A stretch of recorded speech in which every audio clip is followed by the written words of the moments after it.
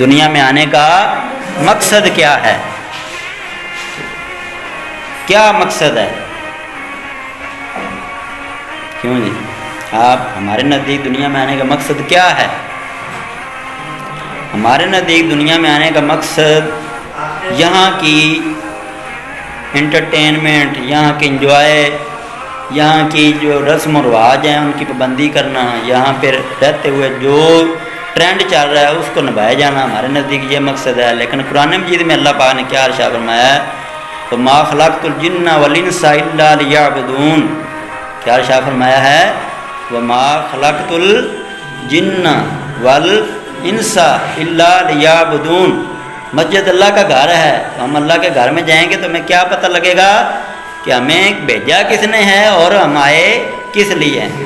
قرآن مجید کیا بتا رہا ہے کہ ہم کس لیے ہیں، اللہ نے کس لیے پیدا کیا ہے؟ بے شک اللہ تعالیٰ نے جنوں اور انسانوں کو اپنی عبادت کے لیے پیدا کیا۔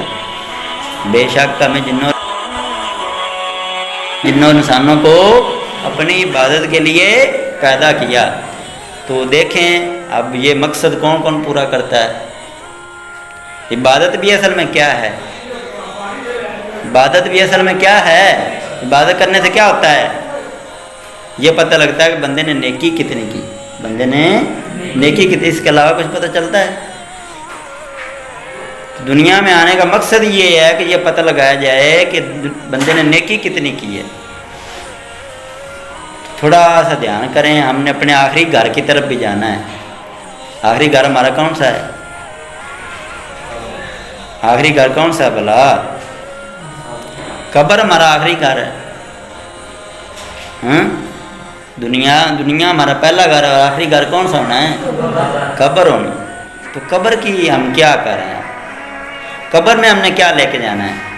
دنیا کے لیے تو ہم نے سارا کچھ جمع کرنا شروع کیا، قبر میں ہم کیا لے کے جائیں گے؟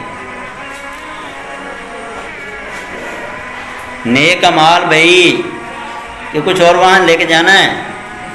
جیب میں پیسے بڑے ہوں گے، جو ہم نے انگوٹھیاں ہیرے جواہرات کی پہنی ہوں گی وہ ساتھ پہنی ہوں گی۔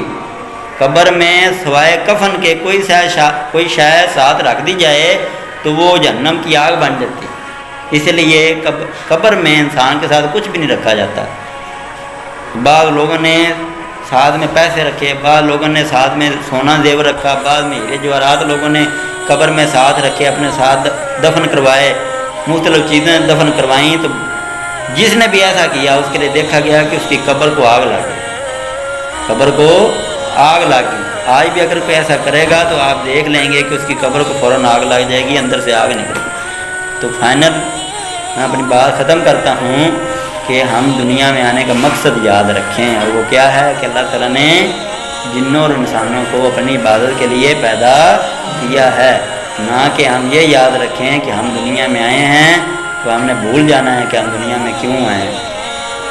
اب عبادت کے لیے پیدا کیا تو کیا ہمارا پڑھنا عبادت ہے؟ کیا ہمارا پڑھنا عبادت ہے؟ یہ اسکول کا یہ کلاسز لینا عبادت ہے؟ ہاں جی، یہ عبادت ہو سکتا ہے کب؟ جب ہم اپنے نیت سے ہی کریں۔ کیا کریں؟ کہ یا اللہ پاک یہ جو نالج ہم حاصل کر رہے ہیں، یہ جو علم حاصل کر رہے ہیں، اس کو حاصل کرتے ہوئے تیرے دین پہ عمل کریں گے، تیرے دین پہ ہر صورت میں عمل کریں گے۔ نماز پڑھیں گے، قرآن مجید ساتھ ساتھ پڑھیں گے تو اس کو پڑھنے کا ثواب ہوتا رہے گا۔ اور یا اللہ پاک ہم یہ پڑھ کے اپنے والدین کی خدمت کریں گے اور تیری مخلوق کی خدمت کریں گے۔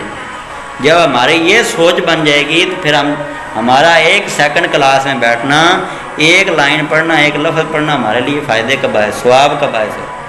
یہ ہماری عبادت بن جائے گی۔ اور جب ہم اس کو فارمیلٹی کے طور پر پڑھ رہے ہیں، دنیا گزارنے کے لیے پڑھ رہے ہیں کہ بڑے افسر بن جائیں، تو افسر تو اس نے بننا ہے جس نے اللہ کو راضی کرنا ہے۔ اللہ تعالیٰ کسی کو کچھ نہ بنائے تو کوئی بن سکتا ہے؟ کیوں جی؟ اللہ تعالیٰ کسی کو ڈاکٹر نہ بنائے، کسی کو انجینئر نہ بنائے، کسی کو فوجی نہ بنائے، ایسا منیر کسی کو اللہ تعالیٰ پائلٹ نہ بنائے تو کیا وہ بن سکتا ہے؟ نہیں نہ بن سکتا۔ تو جو بھی لوگ ڈاکٹر بن رہے ہیں، جو بھی لوگ انجینئر بن رہے ہیں، جو بھی لوگ جناب پائلٹ بن رہے ہیں، ان سے آپ پوچھیں گے نا تو آپ کیسے بنے ہیں؟ وہ کہیں گے ہمیں اللہ نے بنایا۔ کیا کہیں گے؟ ہمیں اللہ پاک نے بنایا ہے۔ اب اللہ پاک نے ان کو کیسے بنایا ہے کہ اللہ پاک نے ان کے ذہن میں ڈال دیا کہ آپ نے محنت کرنی ہے. کیا کرنا ہے؟ محنت. اللہ تعالیٰ نے ان کے لیے وسائل ایسے بنا دیے کہ وہ محنت کرتے ہیں. ان کا ذہن ایسا بنا دیا کہ وہ محنت کرتے ہیں. وہ یاد کرتے ہیں تو ان کو زیادہ یاد ہوتا ہے. وہ یاد کر لیتے ہیں تو ان کو زیادہ دیر تک یاد رہتا ہے. وہ پیپر میں لکھتے ہیں تو اچھا امپریشن اچھے سٹائل سے اچھی رائٹنگ کے ساتھ لکھ کے آ جاتے ہیں. اللہ تعالیٰ کرم کرتا ہے. چیکر جب چیکنگ کرتا ہے تو ان کے ذہن میں یہ اللہ تعالیٰ تاثر ڈال دیتا ہے کہ یہ بڑا اچھا لکھا ہوا ہے, یہ بہت پرفیکٹ لکھا ہوا ہے. لہذا چیک کرنے والا ٹک ٹک کرتے ہوئے فل بائی فل نمبر دے کے اپنا فرض پورا کر لیتا ہے. اب محنت کروانے والا کون ہے؟ ٹھیک ہے. کوالٹیاں دینے والا کون ہے؟ پیپر میں پیپر تک لکھنے تک یاد رکھوانے والا کون ہے؟ پیپر لکھنے کے بعد چیک کروا کر صحیح امپریشن دلوانے والا کون ہے؟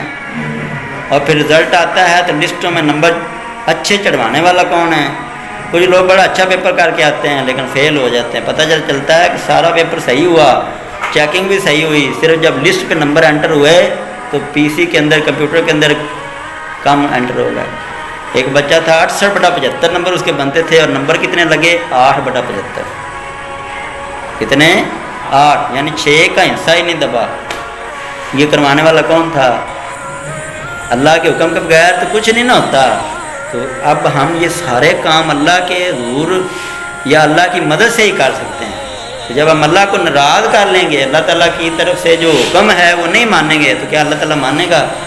ہماری بات سنے گا؟ کیوں بھئی اگر آپ نے کسی سے پیسے لینے ہوں یا کچھ چیز لینی ہو, اس کو آپ کہیں جی اے اتنی چیز دے, کیا دے گا وہ ہیں؟ اور اگر وہ آپ کو کہے جی یہ کام کر رہا ہو, آپ کو میں دگنا کر کے دیتا ہوں, کہتے نہیں میں یہ کام نہیں کرتا, دو مجھے دگنا کر کے, کیا وہ دے گا؟ تو اللہ تعالیٰ نے تب دینا جب ہم اللہ تعالیٰ کو خوش کریں. دنیاوی کاموں میں بھی اگر آپ دیکھ لیں, اگر آپ کو ٹیچر کو خوش کرتے ہیں تو ٹیچر آپ کو نمبر بھی دیتا ہے, ٹیچر آپ کو دعا بھی دیتا ہے, ٹیچر آپ کے ساتھ اچھے سلوک کے ساتھ بھی پیش آتا ہے. دنیا کی یہ مثال ہے.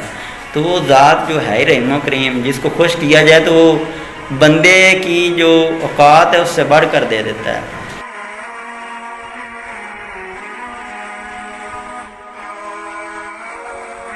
صرف یہی آپ سے ریکویسٹ ہے کہ آپ اللہ کے ہی کاموں کو سنبھالیں. اب آپ جوان ہو چکے ہیں, اب آپ پہ نماز فرض ہے. اللہ کا دین سارا پڑھ لیں. اس میں یہ نہیں کہا گیا کوئی بندہ سکول نہ جائے تو اس کو سزا دو, کوئی بندہ کھانا نہ کھائے اس کو سزا دو, کوئی بندہ زیادہ سوئے تو اس کو سزا دو, کوئی بندہ کم کھائے تو اس کو سزا دو. کہیں نہیں لکھا ہوا. صرف ایک بات کے لیے کہا ہوا کہ سزا دیں. کس بات پہ؟ کہ جب بندہ بالغ ہو جائے, بچہ بالغ ہو جائے تو اس کو کیا دیں؟ سزا دیں. تو اب بھی آپ کو سزا دینی شروع ہو جائیں گے نا, تو کل سے آپ نے جناب نماز پڑھنا شروع کر دینا ہے. یار ایسی نماز کا کیا فائدہ ہے جو سزا کے ڈر سے پڑھی جائے؟